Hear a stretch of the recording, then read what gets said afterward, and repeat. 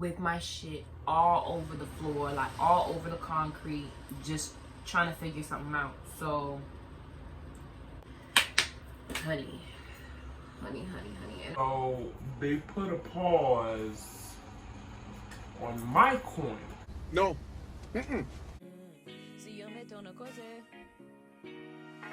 Bitches mad cause I took what they eat out they mouth. This ain't Catholic charity, bitch. 5-star place I pop out. Church 7 days a week. Benny swallowed 10L. Every night I had dreams where niggas lost their heads. Bitches think I never struggle cause it ain't on my face. Beauty don't erase shit, it's called a poker face. Mama did a good job with them Mayweather hands. Ain't shit scaring me, not even a bitch for a man. When I was sick, mama made all my meds on the stove. Had me pick out all the herbs from the garden at home. Heard my auntie's voice change when they burned the rosary. Better watch out who you call on for your diary emergencies, yeah.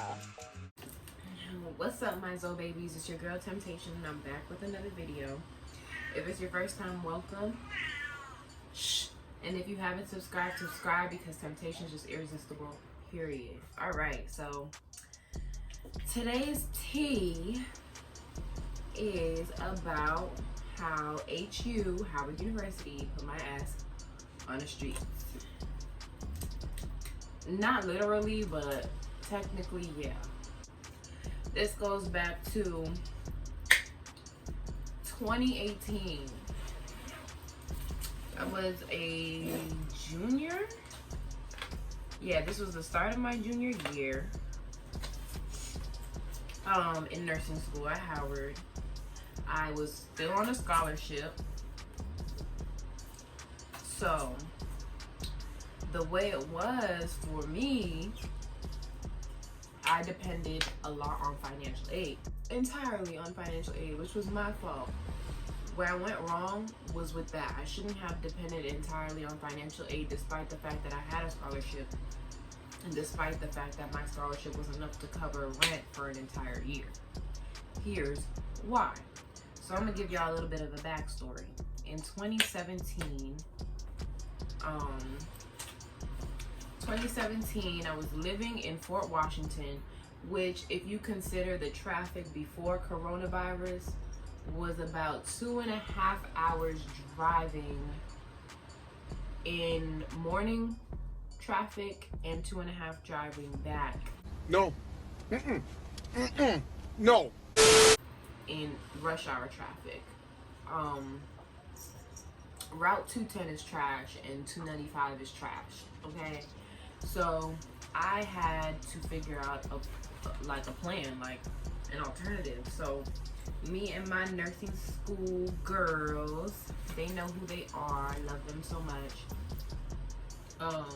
We was planning on getting an apartment together, and we was gonna follow through with it. I was like, okay, my financial aid will cover this. My financial aid will cover this.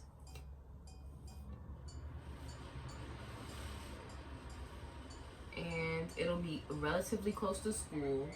This apartment complex that we were gonna get our apartment at was fairly local.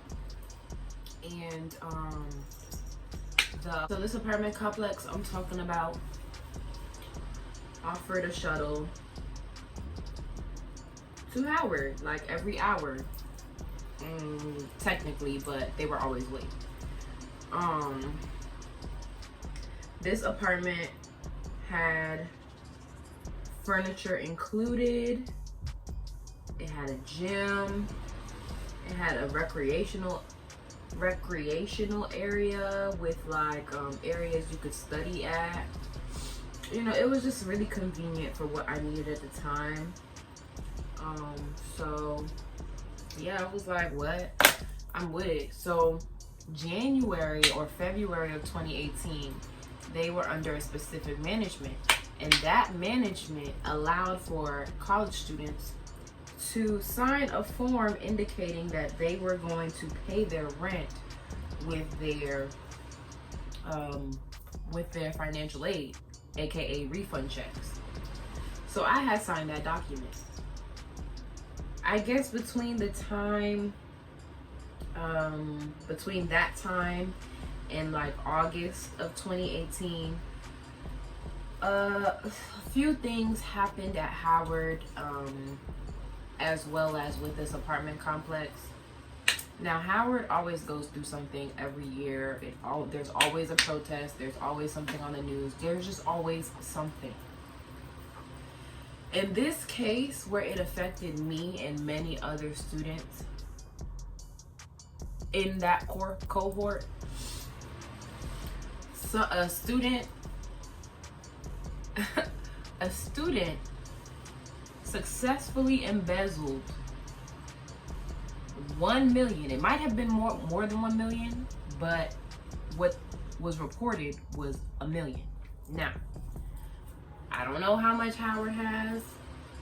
I'm not Howard's accountant. I'm not here to talk shit about Howard. I'm just saying what the hell happened to me. So, in the midst of that happening, Howard obviously couldn't handle that much loss of money. Couldn't handle that much loss of coin. Honey. And I guess we couldn't handle it either, because after that happened, right, I guess Howard had to, you know, put a pause on all the finances, you know? So they put a pause on my refund check.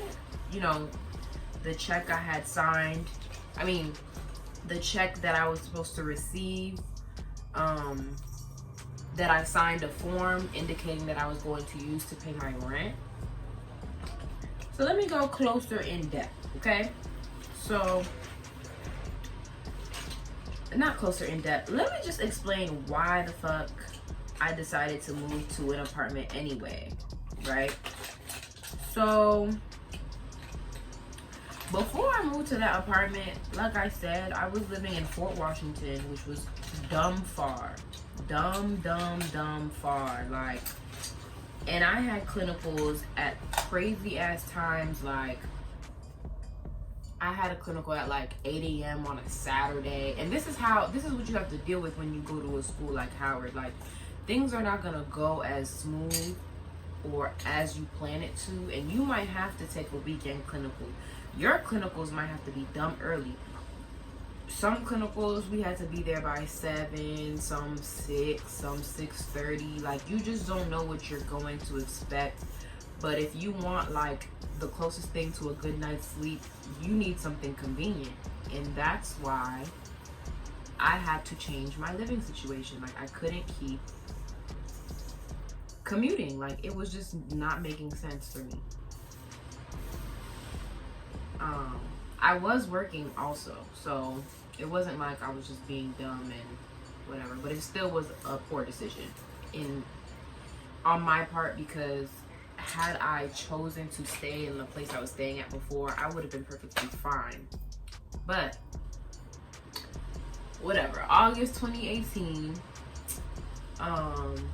I'm moving into the unit. It's cool, it's whatever, it's given, convenient. I decorate my room the way I want to. I'm like, oh, it's okay, I'm good, I'm just gonna get my refund check.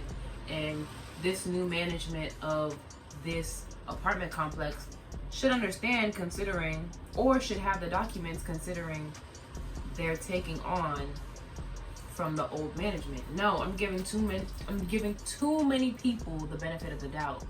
Because guess what?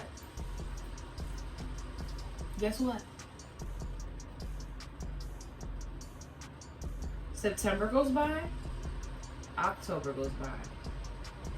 Girl, I did not get my refund check until like November, bro. November. At this rate, we're about to go on Thanksgiving break. Like, what are we doing right now? And obviously, that apartment wasn't gonna go like that. They were like, no, like, we're not waiting for you to get your refund check. I mean, when I had reached out to the apartment to find out what happened to the document I signed indicating like, hey, like, I am gonna pay it, it's just I had the situation with Howard and shit like that and waiting on my refund check. I'm just trying to figure out what happened to the form I signed. They're like, we threw it out. What do you mean you threw it out? You know how many students signed that? You know how many students live off of financial aid? These motherfuckers threw it out gangster. Like, they didn't give a fuck. So I'm like, whatever. I'm gonna just keep going to work and give this to God, because what can I do? Like, what can I do? What can I do? What can I do? There's nothing I can do at this point. So one day I come back from work. The same day I come from work, bitch, I lock my keys in my car. It was not my day this day. It was dumb late. I was working at the sugar factory. I had probably gotten home at like, I want to say like 3, 4, because sugar factory is kind of far from where I used to live. And when I came back, I found a letter on my door saying, like, if I want to avoid having an eviction on my credit, I have like, what was it? I have like 24 hours to surrender my keys, some shit like that. I had like a certain amount of time to surrender my keys. So my ass is like, okay, I can't afford an eviction on my credit. I just cannot do it. I can't do it. So I surrendered my keys the following day. Not only that, I just didn't know when I would be able to get money to pay this rent, because now I'm like 3 months behind schedule on rent and for my parking pass and the utilities of me living there for 3 months. I'm behind. Because of extenuating circumstances, I surrendered my keys. So, I'm from Boston, right? I came to Howard out of state. So, like, and at the time, I didn't have family in the area. So, I didn't have nowhere to go. I did not have anywhere to go. Like, no, I don't like, and even if I did have family in the area, like, I don't like bothering people like that. Like, I feel like me doing all that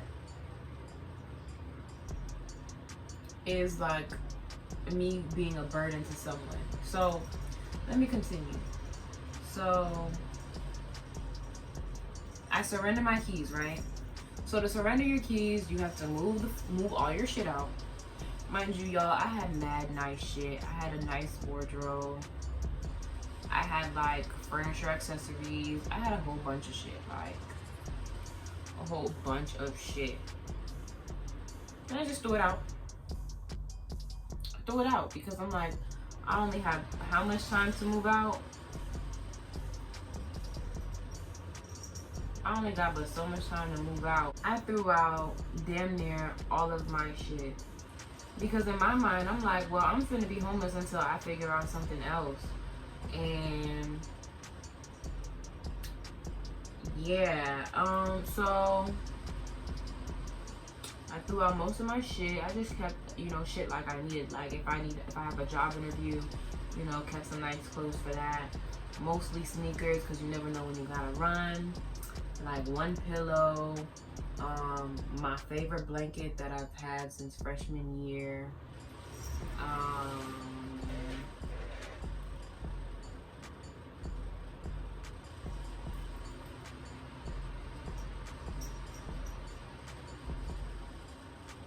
Yeah, just the necessities. And I gave away the rest. But my friends at the time were telling me like I could have kept my shit at their house. But I'm like I said, I don't like being a bother to people like that. So that was that. So, I'm looking down. So I ended up staying with one of my friends from nursing school at the time. She was my best friend at the time. I stayed on her couch.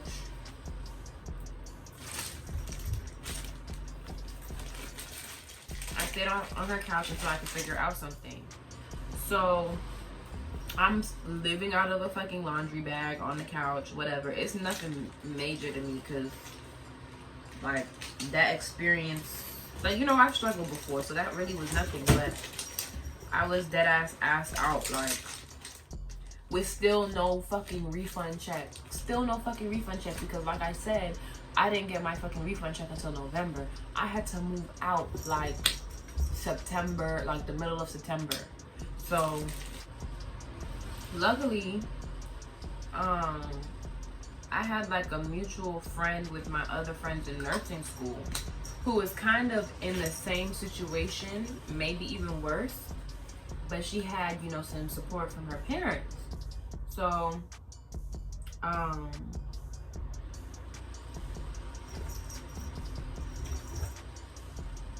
let me talk, before I get into that, let me talk about how serious this situation was.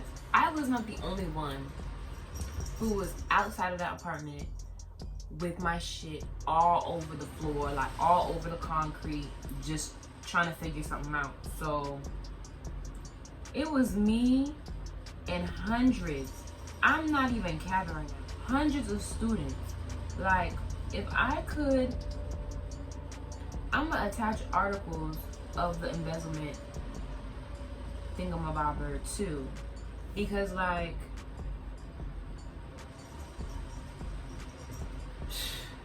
that shit was crazy. So whatever, the embezzlement scandal, whatever. So hundreds of students put out, all of us looking like chickens with our heads cut off, trying to figure out what the fuck we gonna do. Like I said, I was sleeping on the couch. We in October, November. I can't remember the exact date.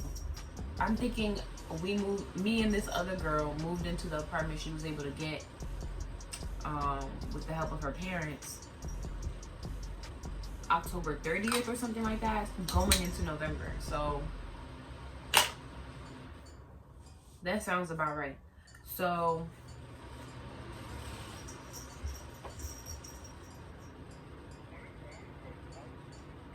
once I move in there, I'm spending buku money. Mind you, I've been telling you I do not have my refund check yet. I don't have my refund check yet.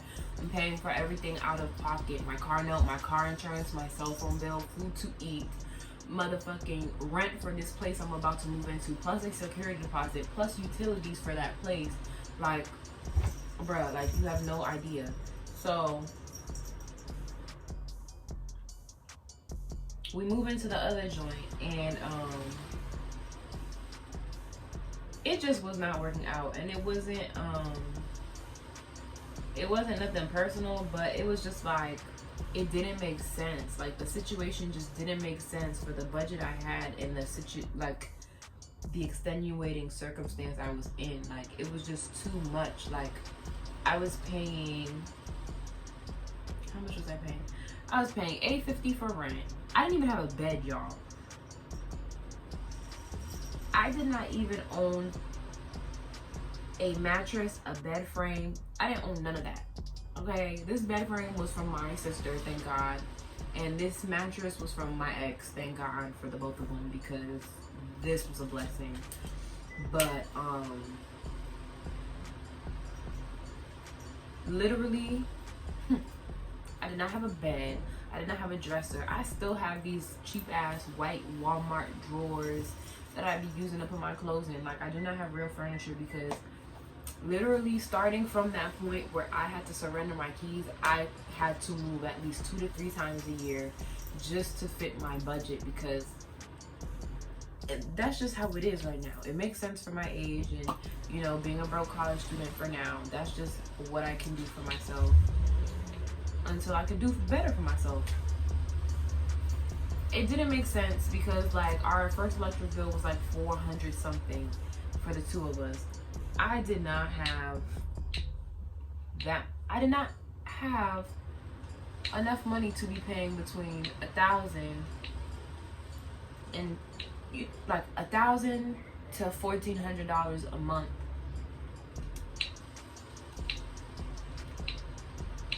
On a room, because technically it was a 2-bedroom, 2-bathroom. Like, it just didn't make sense. It didn't make sense how much money I was paying. I don't understand, bitch. Don't understand. I don't understand, bitch.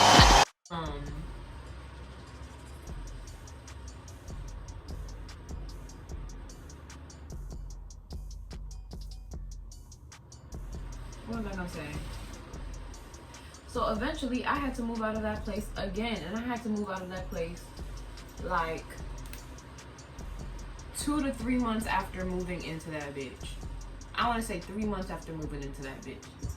There goes like $3,000 to $4,000 just to try to keep a roof over my head after getting fucking put out of my apartment because I didn't get my refund check. When I get my refund check, guess what the fuck I had to spend my refund check on? I'm gonna let y'all guess. So in 2018 going into 2019, I don't know if y'all hit, but I'm gonna insert pictures. I had to start a GoFundMe for like $2,000 because literally December of 2018, I got pulled over for having no car insurance. I had no car insurance because if y'all was paying attention, after all the shit that happened from having to surrender my keys with the apartment to having to move into another apartment and pay rent for that, and having to, you know, keep up with my bills without any real source of income like my fucking scholarship money, to, you know, just keeping up with life, man. Just keeping up with life. That shit's fucking crazy. And I wanted to keep my car. So basically what happened was, December I got pulled over. They found out my insurance policy was canceled. They towed my car. They towed my car and they charged me a bunch of fines, like I want to say about $4,000 worth of fines, and I had to spend $1,000 to reinstate my insurance policy and to pay to get my car out of the tow lot. I started a GoFundMe. That GoFundMe was successful. That only helped me catch up with or to keep up with my insurance, my car note, and you know, the rent I was paying at the time, because I had to move out, and I paid whatever month I left, I paid for that month. I paid for that month because I just felt like, you know, just to give her time to find somebody else to live there. Whatever. So,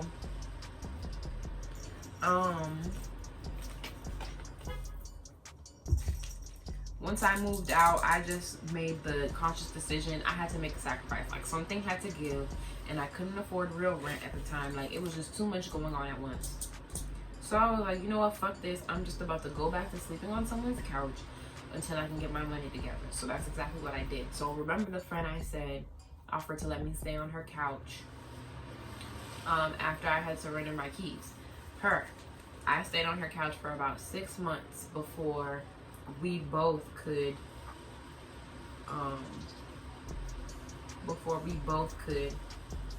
you know, get back on our feet like we wanted to. Few moments later. So, 2019, I came up with the brilliant idea of pledging for the opportunity, or the possible opportunity, of getting a scholarship. So,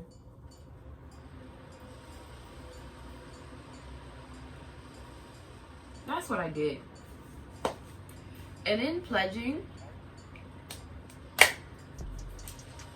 I've come to realize that pledging was not for me, but it was a huge sacrifice. it was a huge sacrifice. And pledging is not free. And I made sure to keep up with my payments, but like, that's just a whole other story. But that wasn't the best decision for my situation at the time. So,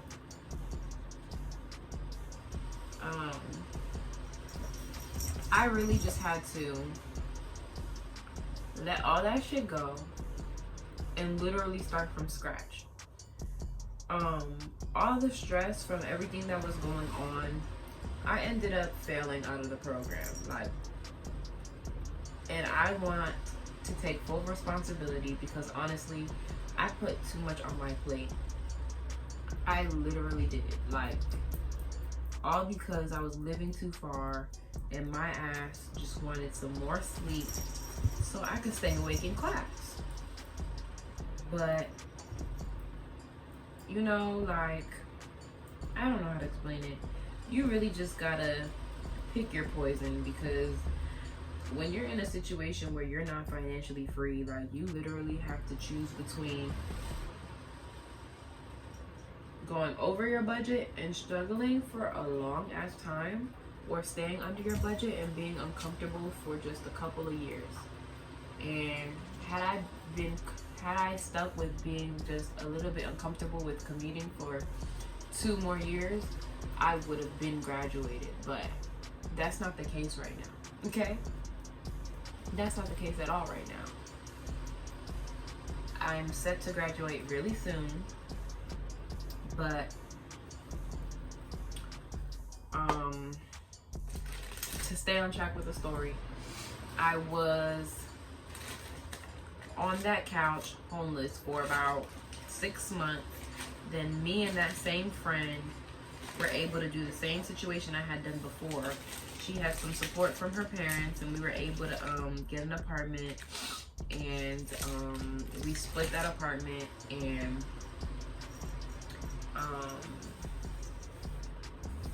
we split that apartment after I was homeless again before we were able to find a place. So where I was staying at with her, that lease had ended in July. So from July to October, we were like dead ass homeless. No cap.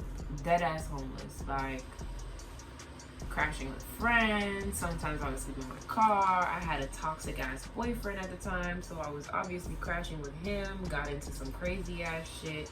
That's the same ex that I talk about in Polygamy Is Not For Me, and he smashed my windshield. So if you haven't seen that, definitely go watch it. The cards will be up top. So I definitely, mixed in with the wrong crowd.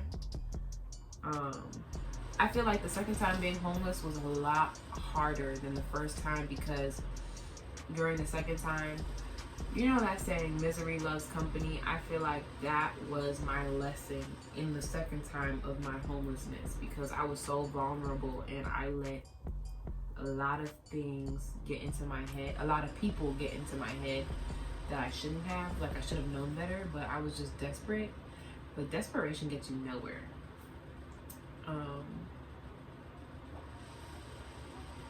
Honestly, but at the same time, I feel like all of this could have been avoided if I had simply just received my refund check on time. I'm not trying to say like I'm the richest bitch out here, because I'm definitely not. But like, I always find a way to pay my rent. Always, period. Like, always. I'm not saying I've been on time with rent all the time, but like, when it comes to stuff like that, that you expect to receive on time, that you normally tend to receive on time. And mind you, I'm a junior. This is not the first time I'm receiving. I was a junior at the time. It's not like it was my first time receiving financial aid. No, like, I know how the fuck it's supposed to go. I planned it accordingly. There was a reason why I did all of this, but I feel like had I received my financial aid on time, I definitely would not have surrendered my keys to that apartment. My rent would have been paid. I would have fulfilled my lease, and I would have just moved on with my life.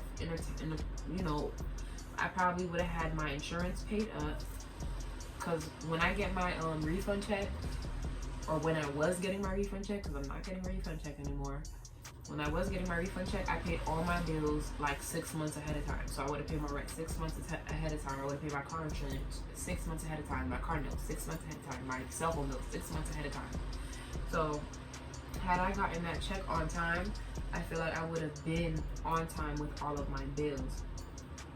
But because I was so behind and I had gotten pulled over and I had to pay those fines, it was like, it really kind of just fucked up everything. It was kind of like an avalanche of just fucking problems. Like it was something after the next, after the next, after the next, and it was like nothing I could do about that.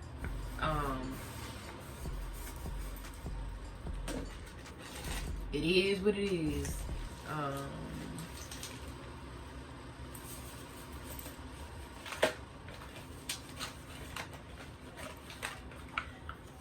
One thing I can say though is I learned so many lessons from that experience, right? I learned so much about people. I learned so much about what I like and what I don't like. I learned so much about how strong I am. I got so close to myself personally. I had I want to say my first real encounter with life as an adult, and I felt like that was a very important lesson for me spiritually, mentally, and physically. Like a lot of people don't get the opportunity to experience choosing between food and paying to get their car out the tow yard. A lot of people don't have that. A lot of people don't have experiences like choosing between going to school and going to work to pay your rent that your school failed to send you a refund check to pay for. It's kind of like, so I'm grateful for the experience nevertheless. I'm not gonna say I regret anything. If I could do it all over again, I probably wouldn't have gone to Howard if I had known what was going to happen. But these are problems that happen at all HBCUs. I'm not trying to say you shouldn't go to an HBCU. I'm just saying, do your research, and if you don't have the best support system, keep that in mind when you're going to schools like this. Like, you need to keep in mind, like, what happens if all else fails. Like, that needs to be the first thought in your mind if you don't have a solid support system outside of a refund check. And that was my lesson for me. Like, that was my lesson for me. I had to learn the lesson, like, shit is not sweet for me. Shit is not sweet for me. Like,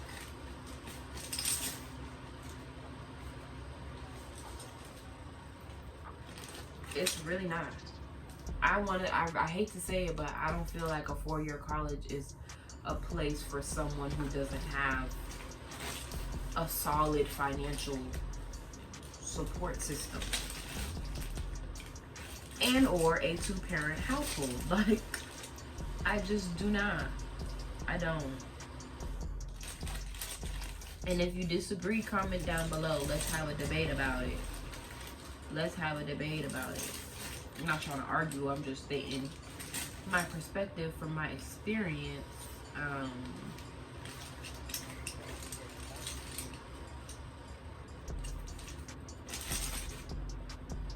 I don't know. I'm grateful for the experience nevertheless. I've had so much, if it wasn't for that experience, I probably wouldn't have as many story times that I have to tell y'all. So in a sense, I'm thankful for HU for giving me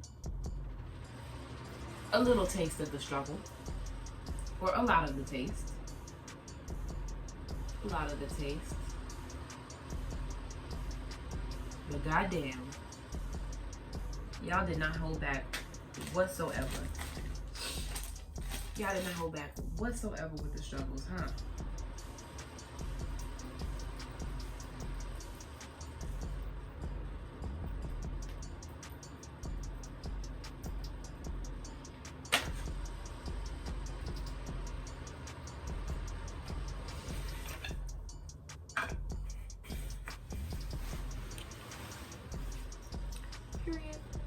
Period. Oh, I just wanted to get a close up into the beat. This is literally like my everyday go-to, and it never lets me down. I did a little half up, half down with some of my locks in the front, and yeah, that's what it's giving. Alright, so babies, I want to thank you for watching. That was the end of the story. I'm thinking the next story is probably going to be what happened with Military Bay, or why the fuck my mom kicked me out when I was 16, 17. Whatever. If you like this video, give it a thumbs up. Leave a comment down below. And I will see you next time. Period.